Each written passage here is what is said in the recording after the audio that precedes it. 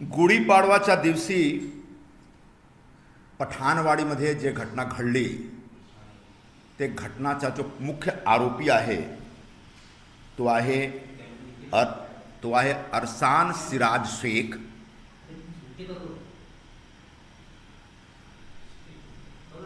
त्याच्या दहशत त्या विभागात मोठ्या प्रमाणात आहे।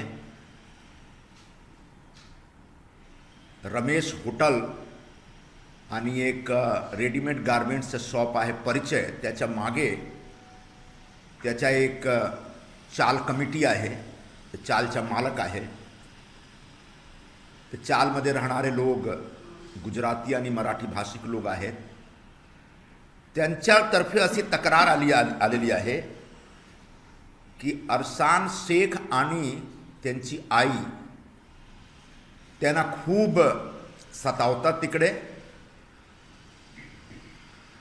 आणि गणपती आणि नवरात्रीचा सण पण ते साजरा करू शकत नाही। त्यांच्या एवढा दहशत आहे तिकडे। त्यांनी चाल कमिटी आणि आजूबाजूच्या जागावर मोठ्या प्रमाणात अवैध बांधकाम केलेलं आहे। याची तक्रार आम्ही BMC मध्ये केलेली आहे आणि बहुतेक BMC ची आमची अपेक्षा आहे, P नॉर्थ जो वॉर्ड आहे, की त्यांच्याकडून काहीतरी कारवाई झाला पाहिजे। पण मला असं वाटतो की कुरार पोलीसवर अजून पण खूप दबाव आहे। त्या दिवशी जेव्हा मारहाण झाली त्या एक मोठा मॉब होता। जो FIR ची कॉपी आहे, ते FIR ची कॉपीमध्ये 7 लोकांचं नाव, 7 लोकांबद्दल आणि पुढे 10 लोकांबद्दल त्यांनी असा तक्रार केली आहे। त्यांनी सांगितलं की 9-10 लोक होते आणि त्यांचा जो स्टेटमेंट आहे, स्टेटमेंट तुम्ही जर वाचणार त्याच्यामध्ये एवढा एक घाणारे रीत्या त्यांनी त्यांच्यावर अटॅक केला आणि शिवीगाळ केलेला आहे की तो एक चिंतेची बाब आहे की पठाणवाडीमध्ये नक्कीच काय चाललेले आहे। पण 9-10 लोकांच्या बद्दल तक्रार केल्यानंतर पण कुरार पोलिसने फक्त 7 संशयितांना उचलला आणि 7 मधून फक्त 3 जो आरोपी आहेत त्यांच्याकडे बाकीला त्यांनी सोडला। एक आरोपी अरसान सिराज शेख, दूसरा जैद शेख आणि तिसरा शहबाज शेख। त्यांना सोडविण्यासाठी काल रात्री 9-10 दरम्यान तिकडे जे मुस्लिम नेते आहेत, जे उबाठाचे आमदारचे मुख्य कार्यकर्ते आहेत, म्हणजे एक सौदागर आहे, त्यांच्या कुटुंबियाचे लोक होते, त्यांचे पुतना वगैरे होते, एक बोरा म्हणून आहे एक माणूस, ते सगळे कुरार पोलीस स्टेशनमध्ये उशीर रात्री 1 वाजेपर्यंत बसलेले होते आणि आमदाराचा रेग्युलरली असा मेसेज होत होता की त्यांच्या ऐका आणि त्याच्या ऐकल्याप्रमाणे तुम्ही ॲक्शन घ्या। तो कुठेतरी लोकल MLAचा खूप दबाव आहे पोलिसांवर की तुम्ही जास्ती कडक कारवाई करू नका। ज्याप्रमाणे दंगली घडविण्याचा प्रयत्न त्या दिवशी झाला त्याच्या आधारावर आमची अशी मागणी आहे की कुरार पोलीस कुठल्या प्रकारच्या दबावाखाली येऊ नये आणि जेवढे संशयित आहेत, जेवढे आरोपी आहेत, सगळ्यांना लवकरात लवकर ताब्यात घ्या। 3 लोक आहेत आणि या 3 लोकच्या पलीकडे 5-6 लोक अजून आहेत। पण हे सगळे जे काल होते पोलिसांवर दबाव टाकणारे लोक, ते असे आमदार साहेबांचे कार्यकर्ता म्हणून काम करतात। त्यांचा फोटो पण तुम्ही बघू शकता। मी थोडा एक पाहिजे तुम्ही थोडा एक एक्सपॅन्ड करू देता। हा माणूस होता काल, हे आमदार साहेब आहेत। पठाणवाडीची जनताचा खूप खूप आभारी यांची मतदार सगळ्याच आमदारपदी निवड झाल्याबद्दल पदी की जगह पढी लिखा है, हे आहेत जे दबाव टाकत आहेत आमदार साहेबांबरोबर. तो हा जो पठाणवाडीमध्ये ज्या मस्जिदमध्ये मधून ते निघाले होते, तर नुरानी मस्जिद म्हणजे एक अवैध मस्जिद आहे, अनधिकृत मस्जिद आहे. त्याने रस्त्यावर मस्जिद उभा केलेला आहे. त्यांनी पोलीसमध्ये असं तक्रार केलेलं आहे की ते मस्जिदच्या समोर येऊन जय श्रीरामचा नारा लावत होते आणि भगवा झेंडा दाखवत होते. तुमची मस्जिद आहे रस्त्यावर, तो आम्ही काय करू. ते सगळे जो हिंदू भाविक होते ते हातात झेंडा घेऊन फक्त त्या रस्त्यावर जात होते. म्हणजे ते मस्जिदच्या समोर नाही, मस्जिद ते रस्त्यावर जात होते. तो आता बीएमसी कडून त्या मस्जिदची जागा किती होती ओरिजिनली आणि किती त्यांनी एक्सपॅन्ड केलेला आहे इल्लीगली, याची तपास झाली पाहिजे. आणि त्या रस्त्यावर, त्या रस्ता म्हणजे माहीत तुम्हाला रस्त्याचे नाव काय, राणी सती मार्ग. तो मलाड स्टेशन पासून तो रस्ता सुरू होतो आणि पिंपरी पडापर्यंत जातो. तो मलाड स्टेशन पासून हायवे पर्यंत तो रस्ता ठीकठाक आहे. हायवेच्या नंतर रस्त्यावर एवढा अवैध बांधकाम, एवढा इन्क्रोचमेंट झालेला आहे की राणी सती मार्ग आता दिसत नाही. तो राणी सती मार्गचा एक मोठ्या प्रमाणात रुंदीकरण झाला पाहिजे, जेणेकरून त्यांनी जो अवैध मस्जिद आणि दुकान आणि घर तिकडे बांधलेला आहे इल्लीगली, तर सगळ्यांच्या विरोधात कारवाई झाली पाहिजे. पोलीसतर्फे बाकी जो संशयित आहेत ज्यांनी दंगल घडविण्याचा प्रयत्न केला, त्यांची पण अटक करण्याचा प्रयत्न चालू राहिला पाहिजे. नाहीतर जसा आम्ही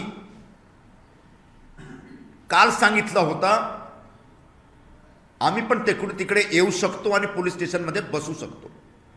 पण पोलीसवाल्यांनी सांगितलं की आम्ही करतो, ॲक्शन घेतो, तर तुम्ही काळजी करू नका आणि थोडा शांत राहा. यासाठी आम्ही थोडाफार शांत आहोत. पण पोलिसांवर जास्ती दबाव जर लोकल आमदार आणि बाकी लोकांचा, मुस्लिम लोकांचा असेल तर आम्ही गप्प बसणार नाही. आम्ही पण ॲक्शन मूडमध्ये येऊ शकतो तत्काळ. हा एक पठाणवाडीचा विषय. दुसरा, काल संजय राऊतनी जो सांगितला होता, एक मोठा गप्पा गोष्टा असा मारला होता की प्राईम मिनिस्टर नरेंद्र मोदी साहेबांच्या काहीतरी वारीस शोधण्याचं काम चालू आहे. आज त्याचा जवाब भाजपकडे आलेला आहे. 2029 मध्ये पण भाजपतर्फे पंतप्रधानचे उमेदवार म्हणजे नरेंद्र मोदी साहेब असणार आणि त्यांच्या नेतृत्वात लोकसभा निवडणुकी होईल. म्हणजे आता 2029 मध्ये पण इंडिया आघाडीचा काहीही भविष्य राहिला नाही. या भीतीमुळे ते दररोज एक नवीन गोष्टी आणि नवीन अशी एक कहाणी संजय राऊत घेऊन येतात. आता असा चुकीची बातमी जे पसरतात ना, त्याच्यावर त्याने काहीतरी निर्बंध लावला पाहिजे. संजय राऊतनी पत्राचाल घोटाळामध्ये तो ऑर्थर रोड जेलमध्ये गेले होते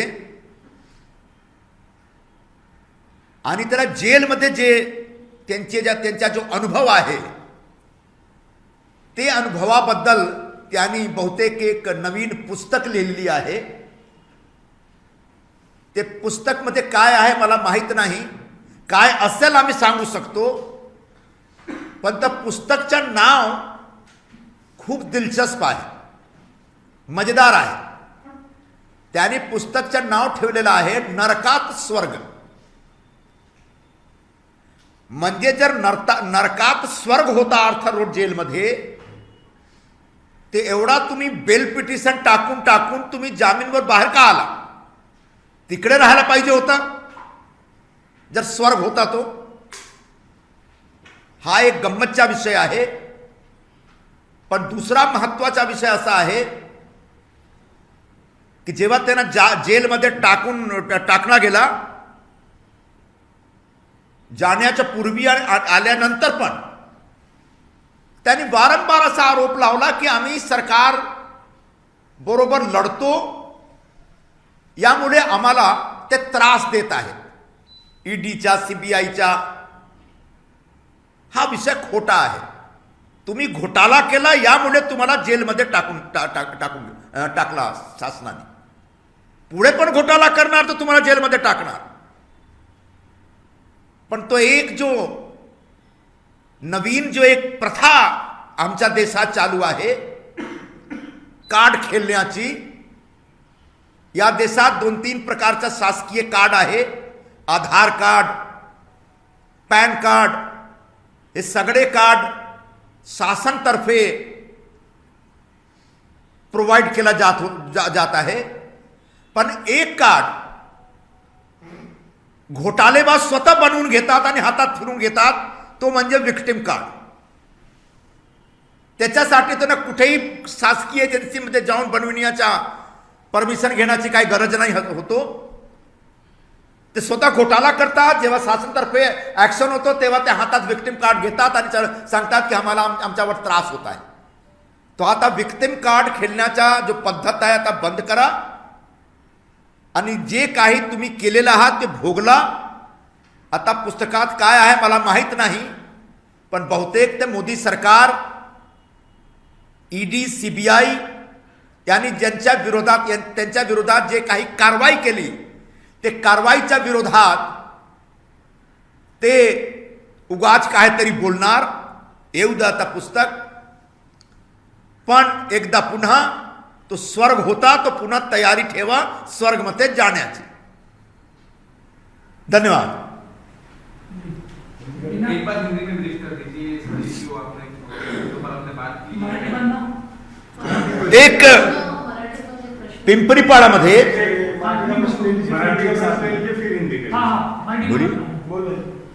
संजय राऊतांनी पुन्हा एकदा वारसदाराच्या पदावरून टीका केली आहे. त्यांचं असं म्हणणं आहे की अडवाणी जे आहेत त्यांना बाजूला ठेवून मोदींना मुख्य प्रधानमंत्री केलेलं, त्यामुळे कुठेतरी अडवाणींवर हा अन्याय केला गेला आहे.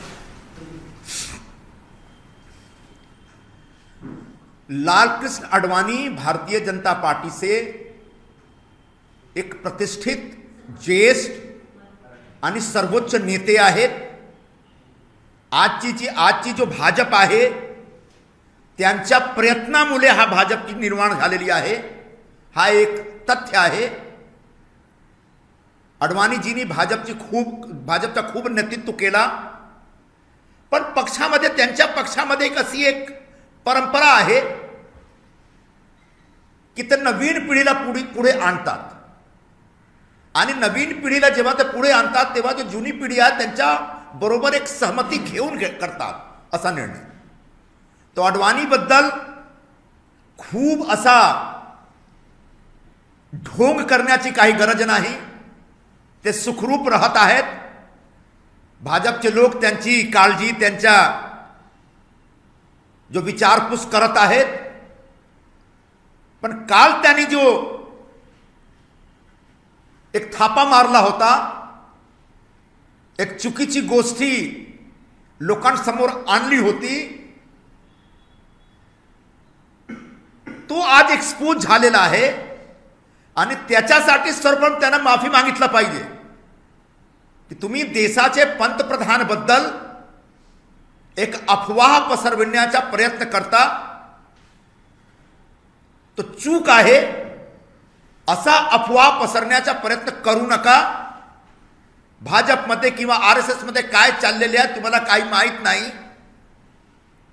पण असंच तुम्ही उगाच दररोज काहीतरी anti BJP, anti RSS, anti India, anti government, anti India काहीतरी बोलायला म्हणजे बोलता तुम्ही,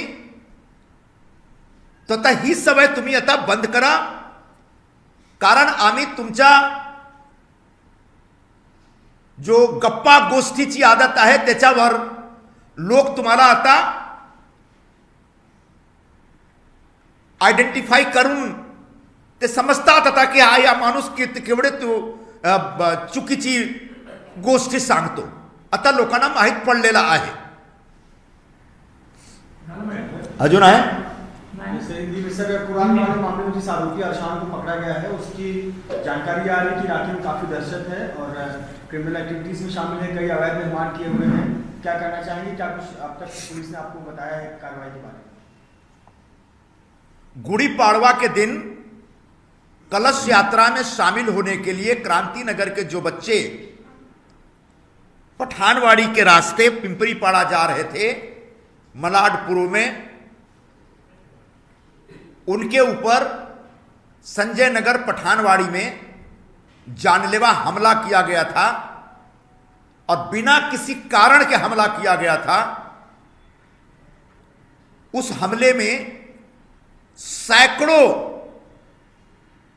जिहादी प्रवृत्ति के मुसलमान शामिल थे और उन बच्चों को निर्दयतापूर्वक पीटा गया था. उसके बाद वहां के स्थानिक जो आमदार हैं उबाठा सेना के, उनके दबाव की वजह से जो हमलावर थे उनके खिलाफ कोई कार्रवाई नहीं हो रही थी. आखिरकार हम लोगों ने जब दबाव बनाया तो कुरार पुलिस तुरंत एक्शन में आई और कल उन्होंने 7 लोगों को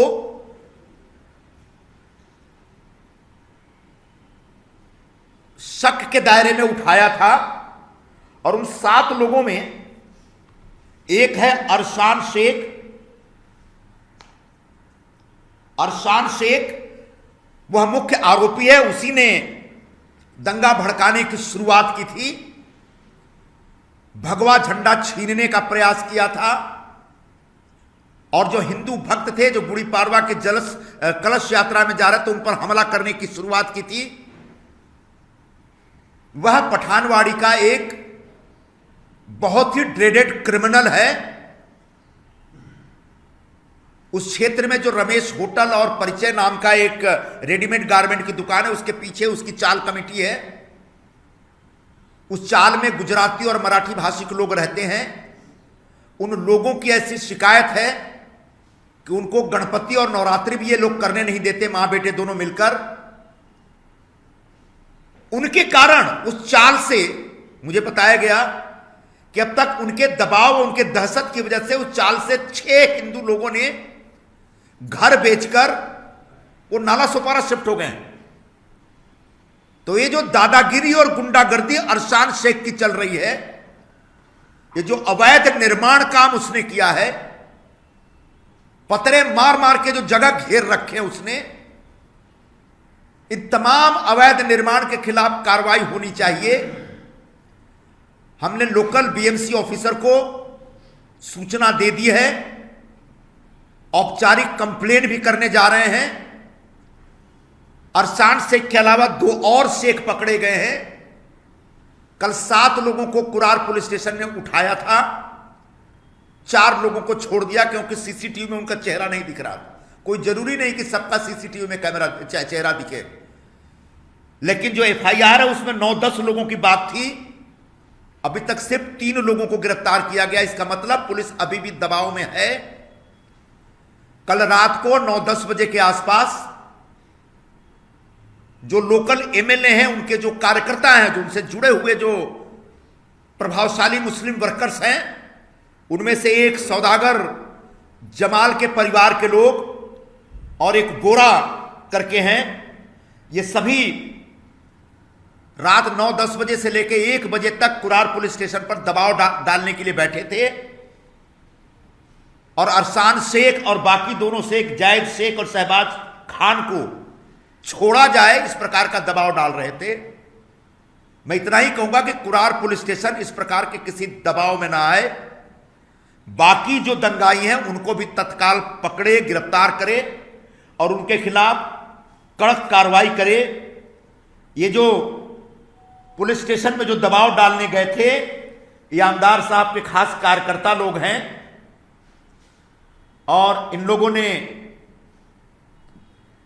आमदार साहब के कहने पे लोकल एमएलए के पुलिस स्टेशन में फोन करने के बाद ये लोग गए और पुलिस को इनकी बात सुननी पड़ी।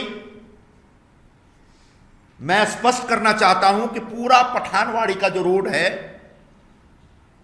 उस रोड का नाम है रानी सती मार्ग, जो मलाड इसमें स्टेशन से शुरू होता है और पिंपरीपाड़ा तक जाता है हाईवे पार करते हुए। लेकिन हाईवे पार करने के बाद वो रोड एकदम इंक्रोचमेंट से परेशान है। उसी रोड पे मस्जिदें बनाई गई हैं अवैध तरीके से, दुकानें बनाई गई हैं, घर बनाए गए हैं। जो लोग यह कह रहे हैं कि कलश यात्रा में जाते समय मस्जिद के सामने से वो झंडा लेके जा रहे थे, भगवा झंडा लेके जा रहे हो तो जय श्री राम के नारे लगा रहे थे, उनको मैं बताना चाहूंगा कि वो रास्ते पर जा रहे थे और आपने मस्जिद रास्ते पे बना रखी है। गुनाह उनका नहीं, आपका है। तो ऐसे जो अवैध मस्जिद हैं, अवैध दुकानें हैं, अवैध घर हैं, उनके खिलाफ बीएमसी कानूनन कायदे के हिसाब से कार्रवाई करे और रोड को चौड़ा भी करे और जो भी अवैध बांध काम है, जो भी एंटी सोशल एलिमेंट्स वहां पर एक्टिव हैं, जो भी जिहादी प्रवृत्ति के लोग वहां पर एक्टिव हैं, उन सब के खिलाफ कार्रवाई करे, वरना पठानवाड़ी में कभी भी बड़ा दंगा भड़क सकता है। वहां पर रहने वाले लोगों के हौसले बहुत बढ़ गए हैं और उस रास्ते जाने वाले हिंदुओं पर और उस रास्ते पर अगर कोई जुलूस हो या कोई शोभा यात्रा हो तो भी हमेशा तनावपूर्ण वातावरण क्रिएट करने की कोशिश की जाती है। इसके खिलाफ सख्त कार्रवाई अगर नहीं किया गया तो कभी भी मलाड पूर्व में नागपुर की तरह आग लग सकती है, ऐसा उनका हौसला बढ़ा। इसलिए पुलिस को सख्ती से पेश आना चाहिए और बीएमसी को ऐसे एंटी सोशल एलिमेंट के सारे निर्माण कार्य के खिलाफ कार्रवाई करनी चाहिए। बिल्कुल, हम जिस तरह से गणपति के दौरान भी पथराव हुआ था, किस तरह से पुलिस ने बीच बचाव किया, मामला हो गया, मगर इस बार भी जिस तरह से पथराव हुआ, जैसा आप मानते हैं कि प्लान की तरफ हुआ है? क्योंकि संख्या जिस तरह से दिखाई गई, जिस तरह से पुलिस हाथापाई हो रही है, क्या इसको मानते हैं कि प्लान से किया गया? ऐसी जानकारी मेरे पास रही है कि जब गणपति विसर्जन के लिए लोग उस तरफ से गणपति लेके जाते तो उस पर भी पथराव किया करते हैं और यह सब कहीं ना कहीं कुरार पुलिस स्टेशन का जो ढीलापन है ना, उसका असर है। उनको सख्ती से पेश आना पड़ेगा और ऐसे दंगाई प्रवृत्ति की, जिहादी प्रवृत्ति के जो एंटी सोशल एलिमेंट्स वहां पे हैं, उनके खिलाफ सख्त कार्रवाई करना पड़ेगा, तब जाकर के वहां पर शांति स्थापित होगी। जिस तरह से अवैध निर्माण आप बता रहे हैं, गंभीर आप बता रहे हैं, ये बात सही है, मैं भी मानता हूं कि मगर जो आरोप लगे हैं और लगाए भी जा रहे हैं और इतने भारी संख्या में अवैध निर्माण, क्या बुलडोजर चलेगा आपके शासन में? बिल्कुल चलाना पड़ेगा। तो आपकी भूमिका क्या होगी? बिल्कुल बुलडोजर चलाना पड़ेगा। जो भी अवैध निर्माण कार्य उस रास्ते पे हुए हैं और पठानवाड़ी के क्षेत्र में हुए हैं, उसकी शिनाख्त करके बीएमसी के अधिकारियों को बुलडोजर चलाना पड़ेगा और पूरा रास्ता और पूरा पठानवाड़ी साफ करना पड़ेगा। सर, एक तो पॉलिटिकल मुद्दे हैं, एक तो लोकसभा में बिजनेस एडवाइजरी कमेटी की आज बैठक है और ये साफ हो जाएगा कि आखिरी सत्र में या आखिरी हफ्ते में क्या वक्फ बोर्ड बिल आ रहा है। इस पर एनडीए की सहयोगी दल, मुख्य सहयोगी दल शिवसेना का क्या स्टैंड है? क्योंकि अलग अलग चर्चाएं चल रही हैं कि एनडीए के सभी दल एकमत नहीं है, कुछ एब्सटेन कर सकते हैं। शिवसेना का स्टैंड क्या है वक्फ बोर्ड बिल? केंद्र सरकार जो वक्फ बोर्ड अधिनियम में संशोधन लेकर के आई है, उस संशोधन कानून के समर्थन में हम लोग हैं। हमारी तरफ से जो सांसद वक्फ बोर्ड के ऊपर जेपीसी में थे, उन्होंने अपनी भूमिका स्पष्ट की है। आने वाले दिनों में संसद के बजट सत्र के आखिरी 3-4 दिन होंगे। उन 3-4 दिनों में संभवतः वक्फ बोर्ड संशोधन विधेयक पेश किया जाएगा। मैं इस देश के तमाम सांसदों से और देश के तमाम मुसलमानों से अपील करूंगा शिवसेना की तरफ से कि वक्फ बोर्ड का संशोधन विधेयक पास होने दीजिए, क्योंकि यह आम मुसलमानों के खिलाफ नहीं है, यह गरीब मुसलमानों का समर्थन करता है, जिन्होंने मुस्लिम तुष्टीकरण कर करके वक्फ बोर्ड की बड़ी बड़ी दुकानें लगाई, जिसकी वजह से उन्होंने पूरे देश में अनाप शनाप प्रॉपर्टी पे कब्जा कर लिया। ऐसे वक्फ बोर्ड में ट्रांसपेरेंसी आए और किसी गरीब मुसलमान का कोई जमीन वो हड़पे नहीं, छीने नहीं। इससे बचने के लिए और वक्फ बोर्ड के नाम पे जो जमीन के बड़े बड़े सौदागर खड़े हो गए हैं और जिन्होंने बड़े बड़े भूखंड घोटाले किए हैं, उनके खिलाफ कार्रवाई हो सके, इसके लिए यह कानून है। तो शिवसेना 100% इस कानून के, इस विधेयक के समर्थन में है और मुझे उम्मीद है कि एनडीए के बाकी सहयोगी दल भी इस विधेयक का समर्थन करेंगे। हम मस्जिद के खिलाफ नहीं हैं, दरगाह के खिलाफ नहीं हैं, लेकिन वक्फ के नाम पर पूरे देश में लाखों एकड़ जमीन पर अवैध तरीके से जो कब्जा किया गया है, उस कब्जा से उन जमीनों को मुक्ति दिलाई जाएगी।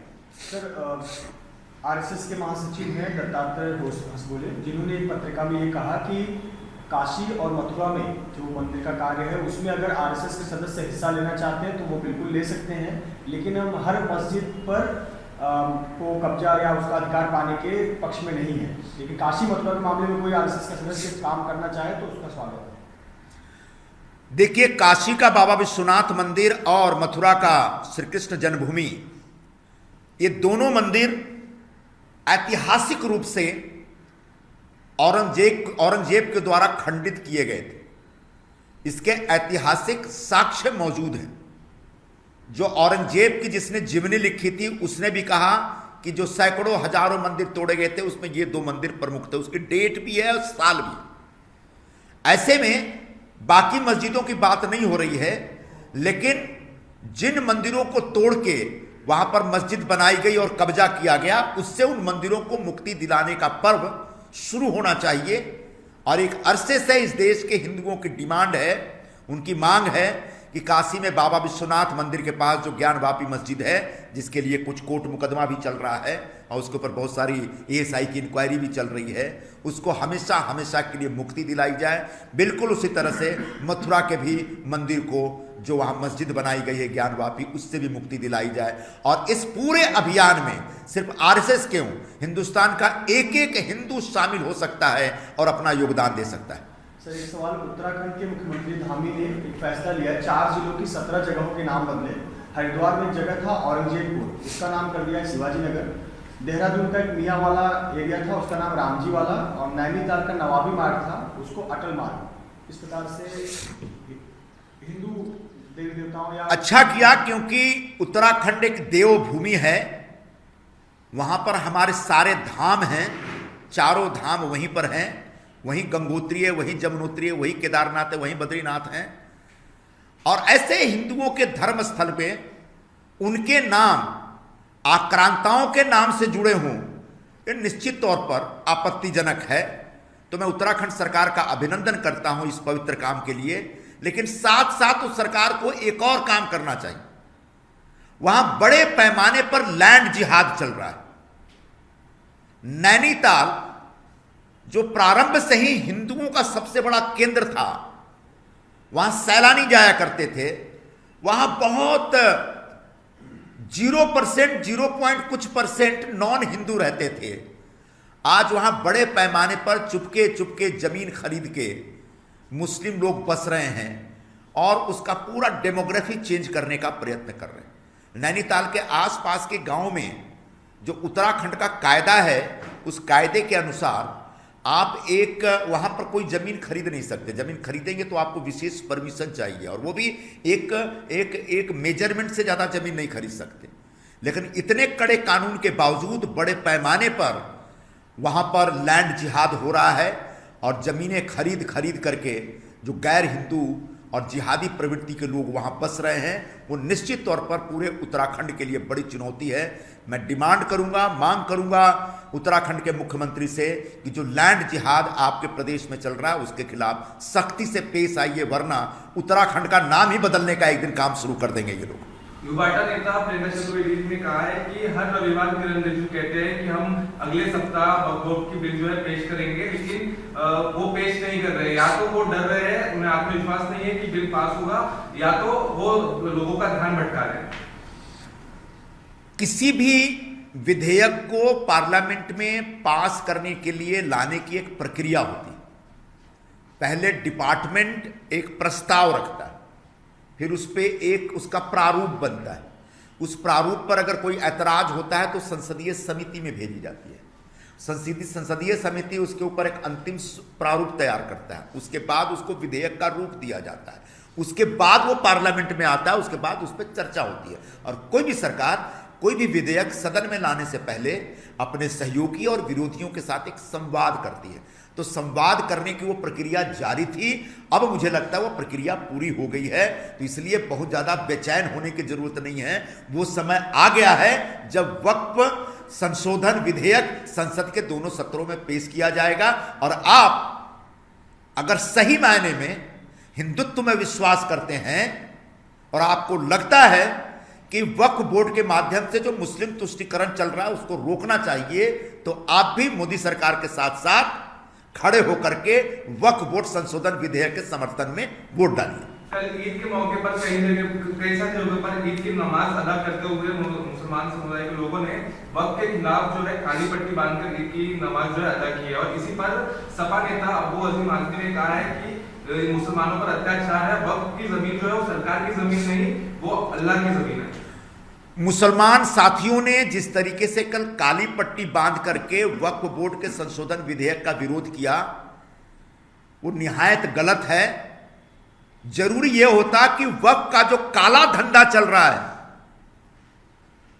जमीनों की खरीद फरोख्त के नाम पर, जिसके ऊपर किसी प्रकार की कोई निगरानी नहीं है, कोई मॉनिटरिंग नहीं है, अगर उस काले धंधे के खिलाफ खड़े होते तो निश्चित तौर पर इस देश के मुसलमानों के साथ वो भला करते।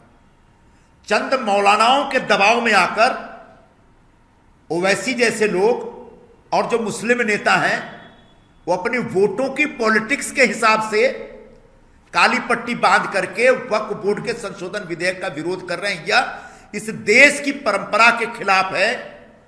यह देश गरीबों के साथ खड़ा रहा है। यह देश अगर किसी की जमीन किसी ने गलत तरीके से, नाजायज तरीके से कब्जा कर ली तो उसको बचाने, उसको छुड़ाने का प्रयत्न करता है। और यह संशोधन विधेयक और कुछ नहीं, नाजायज तरीके से लाखों एकड़, लगभग 9 लाख एकड़ जमीन पर जो उन्होंने कब्जा कर रखा है, उस कब्जे से उसको मुक्ति दिलाने का एक अभियान है। और इस अभियान में काले पट्टी बांधने वाले तमाम मुस्लिम नेताओं को भी शामिल होना चाहिए। सर, शशि थरूर ने लगातार पीएम नरेंद्र मोदी की तारीफ करे, उससे क्या कहना है सर? अब पीएम नरेंद्र मोदी जी अच्छा काम कर रहे हैं तो तारीफ करना ही चाहिए। शशि थरूर जी को बहुत बहुत धन्यवाद। लेकिन उनकी पार्टी में जो लोग हैं जो बिना वजह, बिना किसी कारण के मोदी जी का विरोध करते हैं, कम से कम उनको भी थोड़ा समझाएं कि वो भी फालतू का विरोध करने से बाज आ जाए। सर, मुंबई के पवई इलाके में एक वॉचमैन को मनसे के कार्यकर्ताओं ने मारा है क्योंकि उसको मराठी बोलने नहीं आता था। क्या उत्तर प्रदेश का था इसलिए मारा? देखिए, मनसे वालों का जो ये मराठी भाषा के नाम पे जो ये बेहुदा अभियान चल रहा है, मैं उसका हमेशा निषेध करता रहा हूं। महाराष्ट्र में निश्चित तौर पर यहां की स्थानीय भाषा मराठी भाषा है और सबको बोलना चाहिए। लेकिन अगर किसी गरीब को, कमजोर को मराठी बोलने नहीं आता तो उसको मारने पीटने का कोई अर्थ नहीं। ज्यादा है तो मनसे वाले मराठी सीखने के लिए अलग अलग सेंटर खोल दें और सभी लोगों से अपील करें कि भाई जिनको मराठी नहीं आती आप सीख के जाइए। लेकिन कभी डीमार्ट में जाकर के किसी गरीब को जबरदस्ती मार रहे हैं, बेचारा एक वर्कर है, किसी वॉचमैन को मार रहे हैं। यह बहुत ही बड़े लेवल की एक टुच्चागिरी है, बहुत ही छोटे लेवल का कार्रवाई है। मुझे लगता है कि मनसे को इससे ऊपर उठना चाहिए, नहीं तो अभी 0 पे आउट हुए हैं, अगली बार उसके नीचे जाके आउट हो जाएंगे। क्योंकि महाराष्ट्र इन सब चीजों को स्वीकार नहीं करता। महाराष्ट्र एक बहुत ही प्रगतिशील प्रदेश है, बहुत ही उदार प्रदेश है। इसने पूरे हिंदुस्तान के लोगों को स्वीकार किया, अपने साथ रखा। महाराष्ट्र अगर आगे बढ़ा तो मराठी लोगों के साथ साथ गैर मराठी भाषिकों का भी इसमें जबरदस्त योगदान रहा, और उस योगदान की वजह से ही पूरे हिंदुस्तान के अर्थव्यवस्था का एक इंजन बन के महाराष्ट्र काम करता है। तो ऐसे महाराष्ट्र को कोई कलंकित मत करिए, ऐसे महाराष्ट्र का नाम मत खराब करिए। मराठी भाषा एक बहुत प्रतिष्ठित भाषा है, सम्मानित भाषा है, ऐतिहासिक भाषा है। उसको तो हमने एक क्लासिक भाषा का भी दर्जा, अभिजात भाषा का भी दर्जा दिया हुआ है सेंट्रल गवर्नमेंट ने। तो ऐसी भाषा का सम्मान बढ़े, इसके लिए मारपीट करेंगे तो इस भाषा के प्रति सम्मान कम हो जाएगा लोगों में, जो कि मुझे लगता है कि बहुत बुरा होगा। इसलिए ऐसी हरकत बंद करें। आमचे अंधेरी पूर्वचे काही कार्यकर्त्यांनी मला अप्रोच केला होता की आमच्या विभागात रस्त्यावर शॉर्मा विकण्याचा खूप स्टॉल आहे, 100-200 आहे, आणि त्यांच्यामधून एक स्टिंक येतो, दुर्गंध येतो, आणि रस्त्यावर चलण्या लोकांना दुभर झालेला आहे। त्याच्यावर बंदी घालायला पाहिजे, कमीत कमी नवरात्रीच्या वेळी। यासाठी आम्ही अशी मागणी केली। पण आम्ही कधी अशी मागणी नाही केली की रेस्टॉरंटमध्ये तुम्ही नॉनव्हेज विकू शकत नाही, KFC मध्ये चिकन बर्गर वर बंदी घाला, मॅकडोनाल्डमध्ये, मॅकडीमध्ये जो भी चिकन बर्गर मटन बर्गर आहे त्याच्यावर बंदी घाला, अशी आमची मागणी नव्हती। फिश मार्केट म्हणजे फिश मार्केट महाराष्ट्राची एक परंपरा आहे। आमची जो कोळी बहीण आहे तिकडे येतात आणि मच्छी विकून जातात, तो एक जुनी परंपरा आहे। तो ते परंपराचे पलीकडे जाऊन ज्याप्रमाणे रस्त्यावर नॉनव्हेज खास करून शॉर्मा विकण्याचा आणि चिकनची टंगडी असे हँग करून विकण्याचा जो एक परंपरा आहे ना, तो चुकीचा आहे। त्याच्या विरोधात आम्ही आहोत आणि अजून आमची अशी मागणी आहे। आज मी फोन करणार, माझ्याकडे ते आले होते, काही ठिकाणी ॲक्शन झालेला आहे, काही ठिकाणी ॲक्शन नाही झालेला आहे। तो आता CP जो कमिशनर ऑफ पोलीस आहे त्यांच्याशी भी बोलायला पाहिजे, आणि शासनातर्फे अशी व्यवस्था झाली पाहिजे की नवरात्रीच्या दरम्यान जो रस्त्यावर मीठ आणि मटण विकण्याचा जो एक धंदा चालू आहे, तो आता धंद्यावर बंदी आणला पाहिजे। फक्त जे रस्त्यावरती विकतात त्यांच्यावरतीच बंदी आहे हो। पाहिजे तुमचं म्हणणं आहे। हा, कारण कोणी घरीमध्ये खातो, कोणी रेस्टॉरंटमध्ये खातो, 5 स्टार हॉटेलमध्ये खातो, त्याच्यावर आम्ही कसं सांगू शकतो तुम्ही बंदी घाला? लोकांना जो भाविक जो मंदिराकडून निघून जे रस्त्यावर जातात त्यांना दिक्कत, त्यांना त्रास होत आहे ना, त्याच्याबद्दल आम्ही हा विषय ठेवतो। पण जर असा एक प्रश्न उपस्थित होतो की कधी-कधी जे नॉनव्हेज खातात नवरात्रीमध्ये ते देखील रस्त्यावरूनच तर मटण मच्छी घेतात, मग त्यांचं काय? नाही, मच्छी मार्केटमध्ये विकतो ना, चारकोमध्ये मार्केट आहे, इकडे मार्केट आहे। मार्केटच्या विरोधात आम्ही नाही, आणि मटनच्या पण एक मार्केट होऊ शकतो, अंधेरीमध्ये मार्केट आहे ना, पण रस्त्यावर मटन शिजून एक गॅसच्या चुल्ह्यावर ठेवून ज्याप्रमाणे शॉर्मा विकतात त्याच्यामध्ये एक स्टिंक येतो, आणि त्याच्याकडून लोकांना त्रास होतो। हा आमचा मुद्दा आहे। आम्ही हा सांगत नाही की तुम्ही मटण आणि मच्छीच्या विक्रीवर बंदी घाला, आम्ही असं सांगत नाही, कधीही सांगितलेलं नाही आणि सांगू शकत पण नाही। ज्याप्रमाणे मुस्लिम लोक चाहे कोणीही नॉनव्हेज खातात, ख्रिश्चन खातात, त्याप्रमाणे हिंदू लोक पण नॉनव्हेज खातात, आणि हिंदू लोकांमध्ये नॉनव्हेज खाण्याची परंपरा हजारो साल जुनी आहे। पण आम्ही असं सांगत नाही की सर्व हिंदूला आता सात्विक झाला पाहिजे, कोणाला नॉनव्हेज नाही खायला पाहिजे, असं आम्ही सांगू शकत नाही, एवढी मूर्खता नाही आहे। पण रस्त्यावर जे काही चाललेले आहे त्याच्यावर बंदी घालायला पाहिजे, असंच मागणी आहे। हम लोगों की जो डिमांड थी, खासकर अंधेरी के कार्यकर्ताओं ने ये बात रखी कि रास्ते पर जो शॉर्मा बेचने की आजकल एक परंपरा शुरू हो गई है, इसकी वजह से लोगों को बड़ी तकलीफ होती है। अंधेरी ईस्ट में लगभग 200-250 के आसपास शॉर्मा के स्टॉल्स हैं जो गैस के चूल्हे पे पका रहे हैं, और उससे अजीब तरह की स्टिंक आती है, दुर्गंध आती है। तो रास्ते पे चलना लोगों को दूभर हो गया है। तो ये मांग लेकर के कि कम से कम नवरात्रि में जब लोग एक सात्विक जिंदगी जी रहे होते हैं, ज्यादातर लोगों के घरों में घट स्थापना होती है, लोग उपवास करते हैं, देवी की पूजा के लिए जाते हैं, ऐसे में कम से कम रास्ते पर पका हुआ मटन मच्छी बेचने का काम बंद करिए। इसका मतलब ये नहीं कि हम ये कह रहे हैं कि मच्छी मार्केट में मच्छी बेचना बंद कर दीजिए, हम कहां कह रहे हैं भाई। इसका अर्थ ये भी नहीं है कि रेस्टोरेंट में अगर कोई नॉनवेज सर्व कर रहा है तो वो बंद कर देना चाहिए, नहीं, आप सर्व कर सकते हैं। कोई केएफसी की दुकान में या मैकडी में अगर नॉनवेज का चिकन बर्गर खाना चाहता है खा सकता है, लेकिन रास्ते पे जिस तरीके से मटन मच्छी और चिकन को पका कर बेचने का जो सिलसिला चल रहा है, एक तो सुप्रीम कोर्ट के आदेश के हिसाब से ये अवैध है, इलीगल है। सुप्रीम कोर्ट ने कह रखा है कि रास्ते पर आप चूल्हा जला के कोई चीज बेच नहीं सकते, तो जो आप नॉनवेज बेच रहे तो वैसे ही अवैध है। और दूसरा, कम से कम नवरात्रि के दिनों में हिंदू भावनाओं का सम्मान करते हुए, जब सात्विक जीवन लोग जी रहे हैं उसका सम्मान करते हुए आप 9 दिनों के लिए इसके ऊपर बंदी लगाइए। कई जगहों पे जब हमने मांग रखी तो कई जगहों पे सिर्फ अंधेरी ईस्ट में नहीं, अलग अलग पुलिस स्टेशन के हद में भी इस प्रकार की कार्रवाई हुई है, लेकिन जितनी सघन कार्रवाई होनी चाहिए उतनी सघन कार्रवाई नहीं हुई है। इसलिए आने वाले दिनों में जरूरत पड़ी तो हमको मुंबई के पुलिस आयुक्त से भी बात करके इस दिशा में कार्रवाई करने की अपील करनी पड़ेगी। एबीपी माझा, उघडा डोळे बघा नीट।